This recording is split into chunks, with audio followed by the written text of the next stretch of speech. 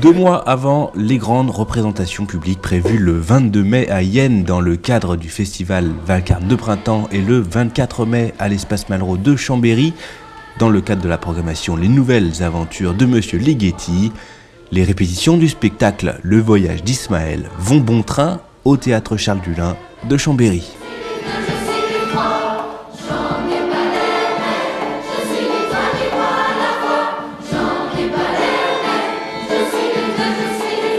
Aux côtés des créateurs de ce concert, Jean-François Faude, Sylvain Lemaître et Frédéric Aurier, une centaine de collégiens savoyards sont ainsi sur scène pour exprimer leur passion du chant et se mettre dans la peau d'un artiste. Alors là, on est en train de répéter les chansons qu'on fait pour le spectacle. Et depuis ce matin. Qu'est-ce qui t'a motivé pour participer à cette... Déjà mon prof de musique, dans mon collège on a une chorale avec mon prof de musique, donc c'est cool. Et après il nous a dit que c'était un projet avec d'autres collèges, donc ça permet de rencontrer d'autres personnes. Et c'est plus sympa, on sort du collège un peu, donc c'est cool. Je suis le silex et le calcaire, la paille et le feu, la paille et le feu. D'avoir droit à une programmation sur une scène nationale, c'est pas des choses qui arrivent tous les jours. Donc bien évidemment avec nos élèves, on s'est fait plaisir et on s'est lancé dans ce projet à corps perdu entre guillemets pour pouvoir participer pleinement et se faire plaisir. 1, 2, 1, 2. Du plaisir mais aussi du travail pour réussir à canaliser l'énergie de cette centaine d'artistes en herbe venus de 4 collèges savoyards différents. On s'en moque que vous soyez élève de 3e et vous n'êtes pas des élèves, vous êtes des musiciens là. Donc en fait, c'est des comédiens, musiciens, vous êtes sur scène, on n'est plus dans la cour.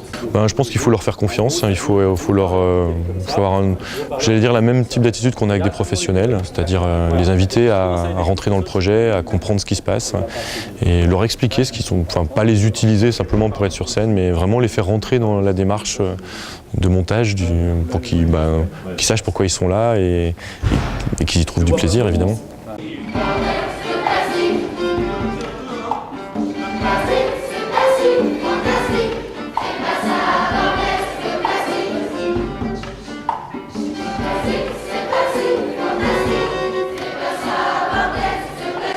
Fruit d'une belle collaboration entre les festivals de nuit d'été, le festival Vacarme de printemps, l'espace Malraux, Diapason et le Conseil général de la Savoie, cette œuvre, Le Voyage d'Ismaël, résonnera comme une expédition sonore partagée sur fond d'une fable écologique écrite sur mesure par Jean-François Vraud.